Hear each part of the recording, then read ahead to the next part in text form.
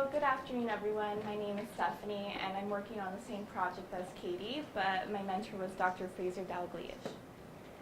So I didn't really plan this, but my first slide is kind of the same as Katie. As you can see on the left-hand side, it's the UMSLI, which stands for the Unobtrusive Multi-Static LiDAR Imager. And it was developed to monitor and classify marine animals near marine and hydrokinetic sites. And how Katie explained, red pulse laser beams are shot out of the transmitter, and then a signal is then reflected back into the receiver as it hits particles or objects within the water. Currently, the initial prototype has already been developed and tested. It was tested last year in Sequim, Washington, and the new beta prototype is in the process of being designed. And the motivation behind this new development of this new beta prototype is to improve the technical performance, but also to reduce the capital and operational expenditure cost. So on this next slide is a little animation which was made by a grad student, Leo, at Harbor Branch, that shows how the UMSLI kind of works. It will show you the whole coverage of volume that the UMSLI covers, and also later on in the animation it will show you the different scanning and tracking modes it has, which is dense and sparse, which Katie went over. So there's a sparse scan and then the dense scan that Katie was talking about.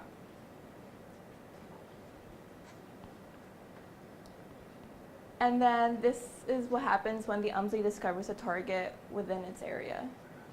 And then it does sparse tracking and then dense tracking.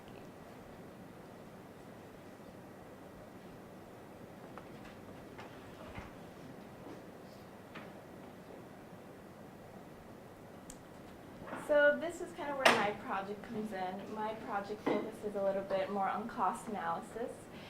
It consists of making a series of documents that would aid in illustrating that the capital and operational expenditure costs have been reduced. So this consists of a bill of materials and a hardware description document. A bill of materials is a document, in this instance a spreadsheet, that lists all the parts that make up the UMSLI. So it contains information such as manufacturer, cost, shipping estimations, housing estimations, and on the other hand, the hardware description document goes a little bit more in depth. So it has information such as specifications, block diagrams, photographs, instructions, and it's a very important and useful document, so if someone wants to replicate this device in the future and has no idea where to start, they can go back to this document and kind of get an idea. So here is kind of like the overall goals of my project. The initial prototype was designed, developed, and tested through 2015 to 2017, while the beta prototype is starting to be designed this year, and hopefully it will be tested by next year.